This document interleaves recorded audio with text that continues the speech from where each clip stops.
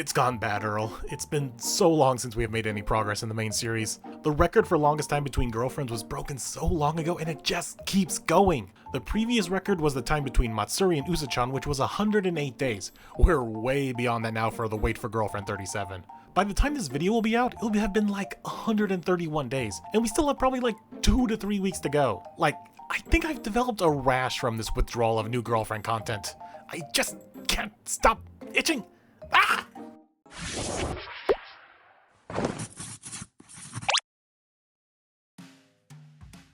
I just need to distract myself. Thankfully, we got a new family daily life from Nakamura. That should help keep my mind off things. Always fun to dig a little deeper into the backstories of some of my favorite characters. Surely this won't backfire at all. Let's get into it. I'm Moonlight150, and this is my overview of the latest Rentero's Family's Family Daily Life, Chapter 3, Tsunderes and Ouchies and so on.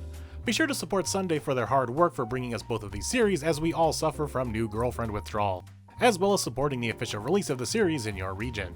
Now let's see what Nakamura has in store for us this time. It's Karane's family full of tsunderes this time around. I think after this we have finally covered every family member that has appeared in the mainline series. Unless, like, Uncle Hiro gets a chapter to himself. And as the title page suggests, it's another day for the Super Tsundere Family Ultimate, as Karane's parents are bickering over something probably unimportant. And with this blank expression on Karane's face, she's probably wondering if this is how she appears to everyone else in the Rentero family when she goes full tsundere. Upon that self-reflection though, Karane can't help but wonder with just how much her parents soon at one another, how they even got together in the first place. That's where Karane's big sister Karano chimes in, as she apparently knows the tale. It's flashback time.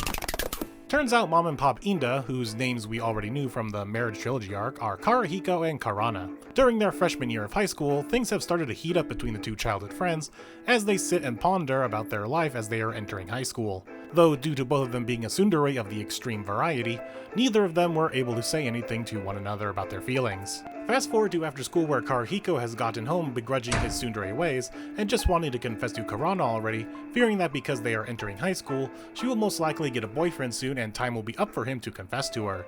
So to get in some practice, Karahiko begins shouting how much he loves Karana. Plot twist though, it turns out that not only Karahiko and Karana are childhood friends, but also neighbors, and not only are their houses so close but their rooms as well, with windows looking directly into each other's rooms. So Karana was overhearing everything that Karahiko was shouting right outside her window, which causes Karana to soon write back, leading to the biggest bruh moment in the whole series with the two of them gawping at one another, and she makes the same mistake yelling through her window where Karahiko can hear. And even after all of that, they still can't have a single conversation with one another. The curse of the double tsundere. Though Karana decides to be a bit sneakier and thinks that by opening his window and hearing him shout these things, it would count as a confession so they can both move on with their relationship. But as she begins to reach out for his window, her soon begins to dairy and she stops herself before she smashes his window open, realizing that she can't get closer than halfway across the gap without sooning out, which frustrates her to no end. But as she is about to give up on the idea of telling Karahiko how she feels, Karahiko ends up in the same position of meeting halfway across the gap and grabs her hand. And thus the tale is told on how two tsunderes were able to make it work, by meeting each other halfway at the limits of their own tsundereness. At least that's how Karano tells it, which has everyone in the immediate vicinity sooning out, Karane and Karano's son included. Look at that little baby tsundere. That night, Karahiko and Karana are still bickering in bed, but in reality they want to make up for whatever they were fighting about, and they go back to the old faithful of meeting each other halfway, which then turn to lots of goodnight kisses and, other stuff. God, I can't even imagine what sex is like between these two. But I guess they made it work at least like 3 times. Through all the funny ha-has of this chapter, I think there is a good message here, where in a healthy relationship it's good to meet your partner halfway and compromise to make everything work, usually through one's ego, especially on something that make both of you uncomfortable. Communication in relationships is key, though in this case it's literal, physical, and mental blockage of tsundere genes making them unable to fully commit to being intimate. Once again, a Nakamura special of taking a real-life situation like communication and relationships and putting his own goofy twist on it. And yes, viewer, I saw that 22 years ago mentioned by the narrator box. No, I'm not going to do anything about it. I learned my lesson from the whole day family situation 2 chapters ago. I'm not falling for that same trap. Besides, we have another segment to get to, this one starring everyone's favorite baseball masochist Iku, where we see her older brother Akuya is in charge of taking care of Iku during an outing to a kid's play area. Also, apparently this chapter is just glossing over the fact that Iko and Nano are apparently sisters, because that is definitely baby Nano that Iku's father is holding. Anyway, at this kids' play park, they have things like roller coasters, Ferris wheels, and go-karts. What the hell kind of kids' park is this? I was lucky enough to have a metal slide that was usually too blazing hot to touch in the California sun. But apparently this day at the kids' park is when Iku decides to be danger-prone by breaking all the safety rules, like not putting her safety bar on the roller coaster, opening the door on the Ferris wheel when it's at the top, and trying to crash in go-karts. Though apparently she wasn't actually trying to harm herself, but instead come off as a rule breaker so she could be punished by her brother as he threatens to bop her as a punishment, which she is more than happy to hear. Well, there goes the year of Iku. 2026 is the year of Iku, I swear to God. We made it all the way to May without her being a weird masochistic freak. Though this is young Iku, maybe we can let this slide and wait until present-day Iku does something really weird. And yeah, that was it. This segment was only 2 pages long of young Iku putting herself in harm's way. All we're missing is Iku trying to stick a fork in an electrical socket. So, I guess that's it. I've been Moonlight150, and be sure to... Okay, you know what? Screw it. I can't let this pass. I'm making the same mistake twice, so shame on me, I guess. But I'm not letting this 22 years ago narrator box go untheorized, Nakamura.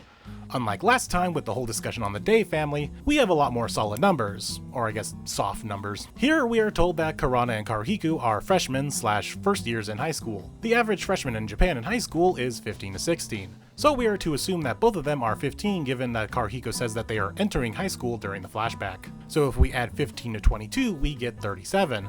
Making the both of them 37 in the present day. Boy, Karane and Karuhiko, that is a rough 37 for the two of you. Maybe expelling so much energy every day being a tsundere ages you faster. And like I did with Kusuri's mom in the last family daily life, we take Karane's current age of 15 from 37, showing that they had Karane at the age of 22. Definitely on the younger side, but nothing crazy. But viewers, do you remember what I said at the beginning of this overview? Karane's big sister. Big, as in older. Karane has an older sister in Karano.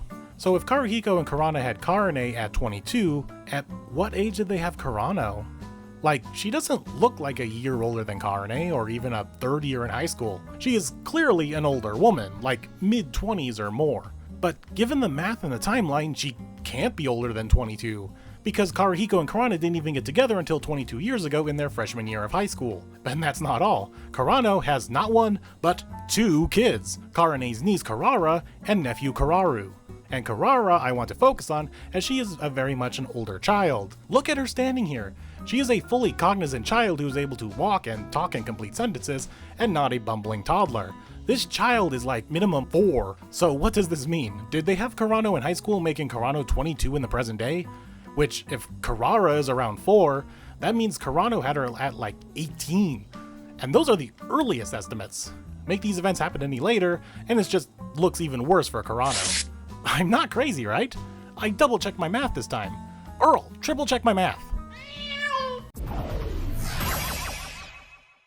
So I went on that whole spiel with the Day family, not only for it to be false, but for it to be true only 2 chapters later for a different family? Bruh. What? Did Nakamura watch my video on chapter 1 and say, huh, teenage pregnancy, now that's a good idea for a backstory?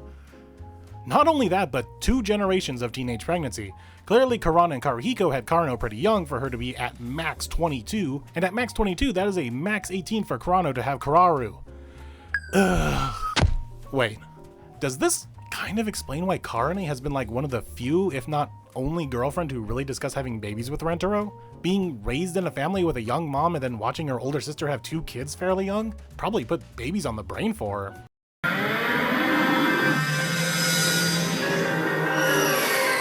Hold on. In chapter 2 for the first kiss, when Karane thought Rentaro was messing around with her in a sexual manner, when in reality it was a cat, she wasn't against the idea. She didn't say no, she just said that she had to mentally prepare herself first. Has Karane just accepted the fact of her becoming a teen mom as well as just an inevitability for her? Maybe there's something to being a tsundere that's connected to your sex drive and fertility rate. That would explain both generations so far in the Inda family. Hold on guys, you want me to go even crazier? Okay, this one is just more for fun and crack fanfic writing, but I need to pad this video out more because of the lackluster Iku segment, so let's do this. Let's say for insanity's sake that Karane and Karuhiko had a young, horny teenage fling from being childhood friends and neighbors. What? So close of neighbors that they could literally jump to each other's rooms from their windows. Probably not a good setup for horny teenagers being neighbors. Parents probably should have put some locks on those things. Too late! And that led to the birth of Karane before the events of the flashback, which would explain why she looks older than 22. But Karane and Karihiko were still not an official couple because of their tsundere-ness still getting in the way of them admitting feelings to one another, which was made even more bothersome because they now have a child together. And I'm talking like real feelings, not horny teenager feelings. And they are now sharing the kid as childhood friends and neighbors instead of being in a relationship. Yeah, I know that doesn't make a lick of sense and sounds like something out of a bad soap opera, but this is also the same series where a 13-year-old Hahari had doctors artificially inseminate her to have a child of a dying middle school classmate that she wasn't even in a relationship with. Oh, damn! So, literally anything is possible. Also, I find it funny if even a shred of any of this crazy fanfic was true. That means both the original two girlfriends of this series are from teenage pregnancies for both Hakari and Karane. My own crack fanfic aside, we can't deny the actual numbers given to us by Nakamura, the 22-year flashback, and then the given ages of first years in high school in Japan. Those are the facts, everything else is just speculation. In reality, I think Nakamura just puts random numbers to these things and doesn't give it a second thought. He leaves that to me and just moves on with the writing. Though 22 years is such an oddly specific number. Like, at least with the Day family flashback, it was 50, which is a lot more generic sounding to just throw out to mean a long time ago. 22 almost feels like chosen on purpose. Turns out I am 22. Anyway, I think I finally got it all out of my system. We are only 3 chapters into this side series, and every single one of them has led to some wild speculation on my part. From a rant about possible teenage pregnancy between foreigner lovers and bad math, just for the topic of teenage pregnancy to come right back around immediately. I'm tired, Nakamura. Please go easy on me with the next one. I can't do this for every chapter of this spin-off.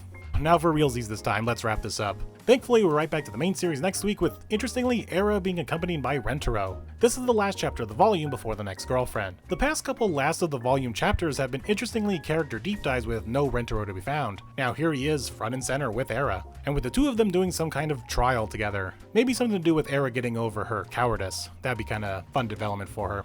And thankfully, like I said, we don't have to wait that much longer for that next chapter, and hopefully Girlfriend 37 is right around the corner after that. Oh yeah, speaking of Girlfriend 37, my rash is gone. Yay!